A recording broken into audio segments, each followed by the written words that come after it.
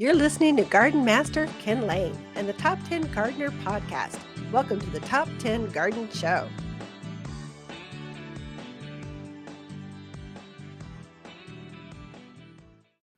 And back in the studio, each week, Lisa comes with garden questions. Just what are your neighbors talking about?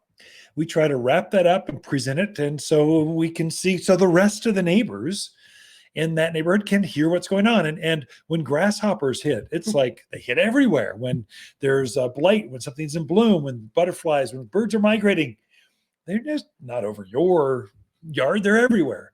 And so there's some value in sharing that. Welcome to the studio, Lisa. Thank you. Your gardens are beautiful. Yes, they are. They're looking really good. Your garden center is even more beautiful. It is really pretty. So many of those summer blooming shrubs, the butterfly, the rose of Sharon. We got some new roses in from Monrovia that are perfume roses. Oh my gosh, you got to come in just to smell them. Even if you're not into roses. Yeah. Everyone is into roses. Not everyone wants to grow roses, but everyone loves the fragrance of roses, lilacs, the intensity of crepe myrtles, the beauty, that solar yellow potentia, the way the butterflies and hummingbirds go after Salvia gregii. It's a botanical garden out there. It truly looks beautiful. I love to walk through because you walking through and you're like, oh, what's that smell? What is that smell? And you start trying to hunt it down, or what's that color out there that's so bright? So definitely a fun place to grab your iced tea or your coffee and just walk through. Don't have to buy a thing. Just come in, bring your dog, and just enjoy the therapeutic effects of Waters Garden Center, a garden center, plants.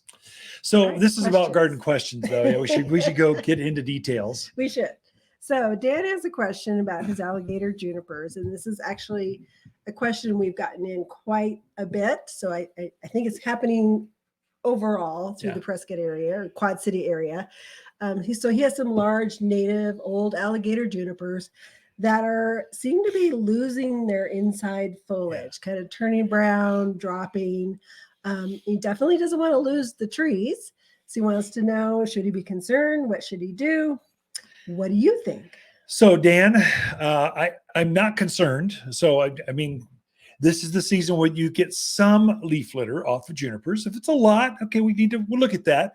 You might want to take a picture to bring it into the garden center just to make sure, because it's on your radar. It's concerning. So your garden DNA is going, something's off. So, but I'm not concerned in that you didn't say the top was dead. I got dead branches. I've got sap oozing from the trunk. Those are all really bad. You don't want that. So there's two kinds of junipers in this central highlands, this elevation. They kind of roam through Payson, that area, come up through the Verde, through Prescott Valley, and then over towards Ashford, up towards Seligman. Lots and lots of shaggy bark juniper and alligator juniper. So they're both the same. They're related. Alligator junipers, the bark looks like alligator skin. So it has this ragged, very texture, very artistic type of bark. Big blue foliage. And then shaggy bark has this peeling kind of shaggy bark. The foliage looks exactly the same. The bark looks a little different. Both of them are shedding some foliage. I think there's a couple things that may be going on. One, they've been used to 20 years of drought, and all of a sudden we are out of drought, and they have been buried in water since October through the middle of May. So really they've had nonstop moisture. And so you've got some root damage. That's what I think is going on. And so the plant is trying to compensate and balance out its foliage. What to do? I would say fertilize. I know it seems weird to fertilize native plants, but a wild plant that you are caring for reacts very quickly, can recover very quickly.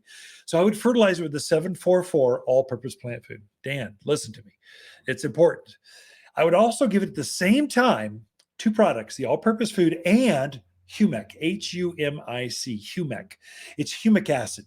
What humic acid does, it helps, it feeds the roots. So the roots want to root out deeper. It attracts more worms. It increases the mycorrhizal colonies underneath that that tree so the plant is healthier, better, stronger. So those are two things, just kind of no-brainers. I think what also could be going on is as conifers grow, that is evergreens that have needles, those are conifers, and they grow typically one time in the spring. So they're putting on a ring of new wood right now. They're elongating new tips, new growth right now. As they do that, as that new growth elongates on the outside edges of the foliage, it shades the inside of the tree. And so those needles that are more shaded drop. Also, as the wood elongates, the bark gets thicker, it pushes some needles off. And so to hear that needles are dropping on the inside of the tree does not concern me one bit. I think it's okay. But again, I don't want you to lose it. So bring a photo in. Let's take a close look to make sure. But just over an email or a comment, that's my first reaction. Pamper it a little bit. It'll make a big difference. And then I think if you fertilize it, it would look like a brand new plant within 3-4 weeks. It'll look fantastic. So not to worry, Dan. So a lot of people thinking, oh, it's dry, it needs water. Oh, have been don't do that. Giving extra water. Don't do that. I just want to make sure people understand. Don't give it extra water right now. They've had sufficient moisture. You might as well give your puppy dog arsenic. That's about the same effect. Don't do that. So don't. They're native. Well, you can kill natives. So you kind of want to watch that one. So you do. Be careful. Yeah, be careful. If you're going to water, you can do that just once a month. That's all a native plant needs.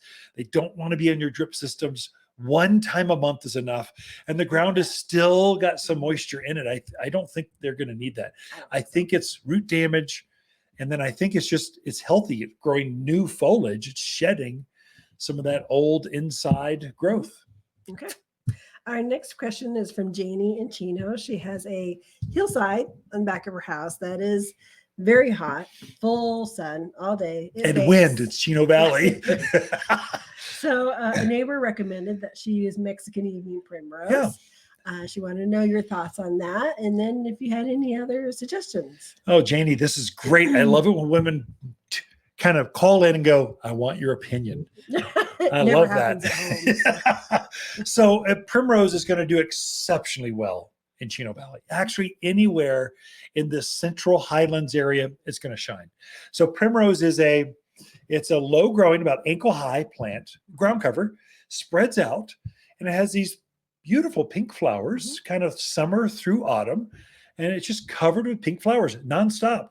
It can be rather aggressive, and so it tends to, you don't plant this where you in the middle of a garden, it will choke out everything. You put it towards the outer edge where the water barely hits it. Treat it with disrespect and you can maybe keep it under control. So it's perfect for a hillside in Chino Valley. I think it'd be great. And it would spread and it would reseed. Are there other choices? Many, many, many, many choices. We got 100 of them here. Look at sedums. Yeah. Sedums and rock gardens kind of go together. These are low growing. They're kind of like cactus without the needles, the thorns. And so they just spread and creep in between the rocks. They hold the hillside down. They spread very easily. They love our sun. They're perennial. At least the ones we have are perennial. So they're going to come back year after year. What else is out there? Give me some help, will you? Junipers, cotoneasters. Oh, sure. Oh, vines, yeah. Grasses. Absolutely. It kind of depends on what you want that hillside to look like, and we can help you figure that out. So, Jeannie, you need to come into the garden center, and we'll give you the grand tour. So that's the secret. I would suggest, since Hillside and Chino Valley, just knowing what I know out there, those are bigger properties typically. And so you'll be tempted to get a whole shopping cart full of things and just plant them in the hillside. You'd be better, a better design tip is get like odd numbers. So 3, 5, 7, group them together. Get another color, 3, 5, 7, group them together and go with pockets of color. It will look more natural that way on that hillside. We are out of time, Lisa, just like that. So Ken and Lisa Lain, the Mountain Gardeners. Be right back after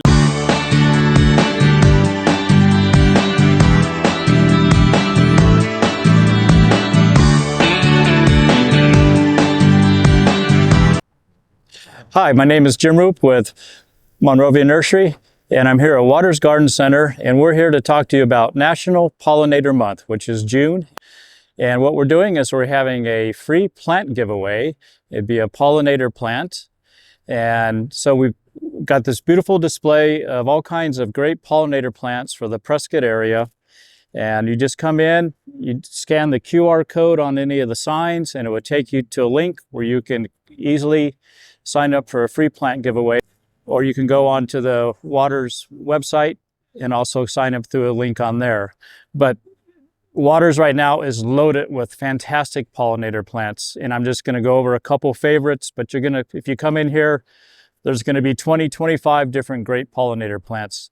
Now keep in mind, a pollinator is not just a bee, it can be a hummingbird, it can be a wasp, it can be any type of insect. Little native bees that you may not even recognize as bees come to a lot of these flowers, and they're very beneficial to helping pollinate your garden.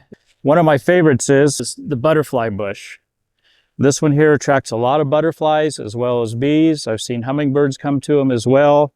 Blooms off and on all summer long. This is one of my favorites. Another favorite is penstemon. In fact, when I was just up here before we started filming, I saw a bee go into one of the flowers on this. So it's another great full sun, heat tolerant perennial for the Prescott market. So those are just a few of the samples, but there are many, many plants here that you can find for your garden to help you make your own pollinator garden. You're listening to Ken Lain, aka the Top 10 Gardener. Ken can be found throughout the week in Prescott at Waters Family Garden Center. Listen daily as he answers the top 10 questions of the week, streaming on Apple, Google, Spotify, or wherever you download your podcasts.